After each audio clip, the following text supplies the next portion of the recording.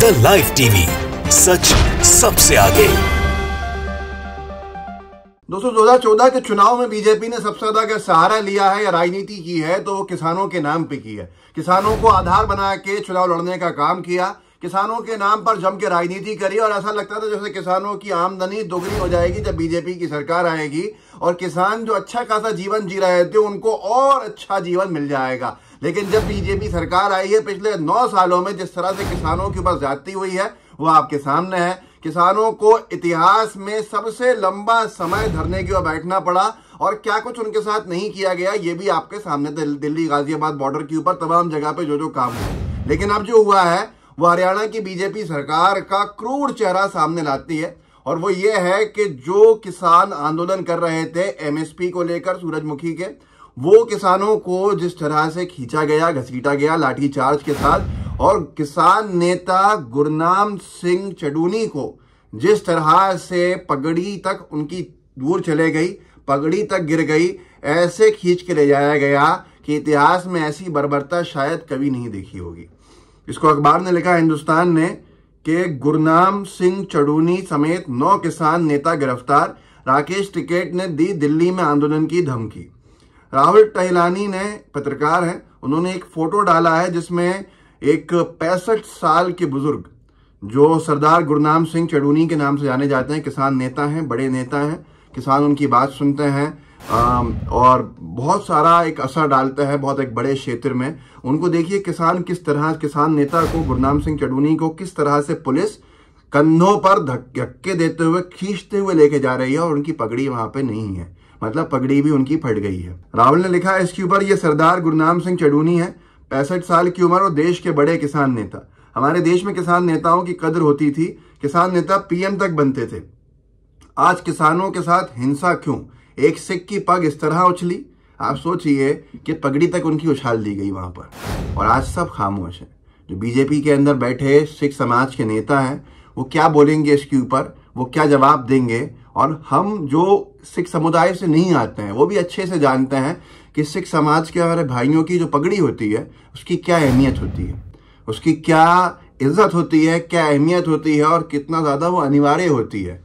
और वो पगड़ी अगर उनकी गिर गई है, वो पगड़ी अगर उनकी फट गई है और उसके बावजूद भी बीजेपी में बैठे सिख समुदाय के नेता अगर खामोश हैं तो बहुत बड़ा सवाल खड़ा होता है। किसान नेता अगर बीजेपी में जो बैठे हुए हैं वो खामोश हैं तो बहुत बड़ा सवाल खड़ा होता है। क्या ये तरीका है धक्के देकर खींचते हुए लेके जाने का किसान नेता को, और भी इस देश के एक सम्मानित किसान नेता को जिसको आज दूर दूर तक लोग जानते हैं? तो ये एक बहुत बड़ा विषय खड़ा हुआ है और ये खट्टर सरकार के आखिरी, कहते हैं लोग, कि आखिरी गलत कामों में से एक होगा जिसके बाद ये सरकार अब बचेगी नहीं। चुनाव के ना जनता जवाब देगी, ये बड़ा सवाल खड़ा हो गया। और ये देख लीजिए आप किस तरह की तस्वीर है, अगर आप देखें तो पुलिस वाले कैसे खींच के बर्बरता के साथ लेके जा रहे हैं और गुरनाम सिंह चडूनी के सर की ओर पकड़ी नहीं है। ये बहुत बड़ा विषय है। क्या गुनाह है इनका? एमएसपी की मांग जायज कि एमएसपी का रेट मिले, जो सूरजमुखी की इनकी जो वो है पैदावार है जिसको उन्हें बेचना है, अपनी फसलों के सही दाम मिले, उसके ऊपर इस तरह से इनकी बर्बरता की गई है। साक्षी मलिक ने तस्वीरें डाली हैं कुछ किसान नेताओं की कि कैसे उनको पीठ के ऊपर लाठियों के निशान है, किसी के सर पे लाठी से लग गई है, किसी के कहीं लगा है। ये ट्वीट देख सकते हैं जिसमें साक्षी ने लिखा है, किसानों ने सिर्फ अपनी फसलों की एमएसपी मांगी थी लेकिन क्रूर तंत्र ने उन्हें लाठियां और गिरफ्तारियां दी। किसान नेता गुरनाम सिंह चडूनी की गिरफ्तारी की हम निंदा करते हैं, उनकी जल्द रिहाई हो। आंदोलन में शहीद हुए किसान की खबर ने आंखें नम कर दी हैं। और ये आपको जान के हैरानी होगी कि गुरनाम सिंह चडूनी को खींचा तो गया है, इस बर्बरता के साथ गिरफ्तार किया गया है। इसके 2 दिन पहले ही उन्होंने बयान दिया था जो हमारी पहलवान बेटियां धरने में बैठी हैं उनके समर्थन में, जिसको बोलता हिंदुस्तान ने लिखा था, जिस दिन पहलवान बेटियां बोल देंगी उस दिन भाजपा नेताओं को गांव में घुसने तक नहीं देंगे। गुरनाम चडूनी किसान नेता। क्या इस बयान का बदला लिया गया है? क्या इस बयान के बाद उनको जबरदस्ती जिस तरह से ले जाया गया है इससे कोई कनेक्शन है? यही बड़ा सवाल है।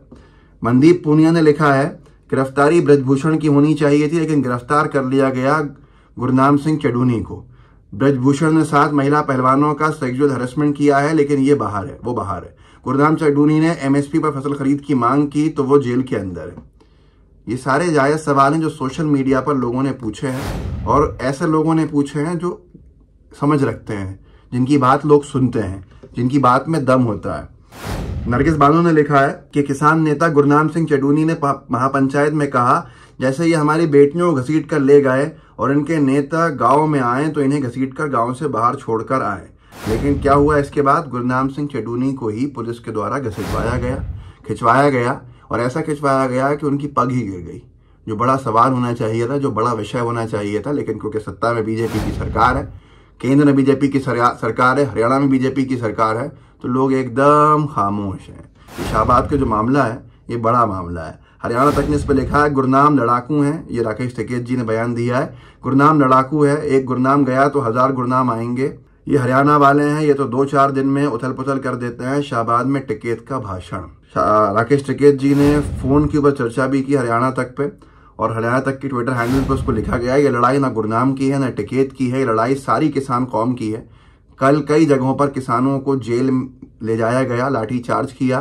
किसान संगठनों को सरकार के लोग तोड़ रहे हैं, लेकिन हम एक ही रहेंगे। गुरनाम चडूनी पर लाठीचार्ज के बाद राकेश टिकैत से बातचीत।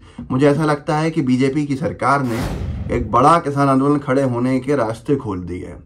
जो किसान आंदोलन घर में चला गया था, वापस लौट गया था, थक हार के उनके कानूनों को रद्द करवाने के बाद, अब वो किसानों को एक बार फिर से सड़क पे लाने का काम ये बीजेपी की सरकार की बर्बरता कर रही है। हुआ क्या था, NH-44 है, शाहबाद के नजदीक गुरनाम सिंह चडूनी के नेतृत्व में सूरजमुखी जो उत्पादक थे वो धरना दे रहे थे, प्रदर्शन कर रहे थे। जब नहीं हटे वो रास्ते के ऊपर से, तो सरकार गई कोर्ट में, कोर्ट से ऑर्डर लेकर आई हटवाने के, खाली करवाने के, विकेट कराने के अपने हिसाब से, और उसके बाद बलपूर्वक लाठीचार्ज करा के उन किसान नेताओं को, किसानों को वहां से हटाना शुरू किया। उसके बाद गिरफ्तार किया गया। यहां तक सुना है कि गुरनाम सिंह चडूनी और तमाम किसान नेताओं को इन्होंने अदालत में पेश किया, तो अदालत में ये शर्त रखी गई कि वो जमानत लेके जा सकते हैं, लेकिन उन्होंने जमानत देने से मना कर दिया। अब आप सोच लीजिए किस तरह की भावनाएं आज किसानों में उठ रही हैं। और ये आंदोलन रेसलर से जुड़ा हुआ आंदोलन है। हर एक चीज दिल्ली के आसपास, हरियाणा में कभी कहीं घूम रही है। बड़ा सवाल है कि आखिर ये सरकार बीजेपी की जो है वो सुनती क्यों नहीं है, चर्चा क्यों नहीं करती। समाधान निकलेगा जब चर्चा होगी, और अगर चर्चा नहीं होगी तो समाधान कभी नहीं निकल सकता। अपने खिलाफ उठने वाली हर एक आवाज को दबाना लोकतंत्र के अच्छे संकेत नहीं देता। खैर, इस वीडियो को आगे बढ़ाइएगा, लोगों को जागरूक कीजिएगा, व्हाट्सएप ग्रुप्स होंगे उनमें शेयर कीजिएगा, लाइव टीवी को सब्सक्राइब भी कीजिए, बेल आइकन भी दबाइए, और अपने साथियों को भी जोड़िए जरूर। जय हिंद, जय भारत। द लाइव टीवी, सच सबसे आगे।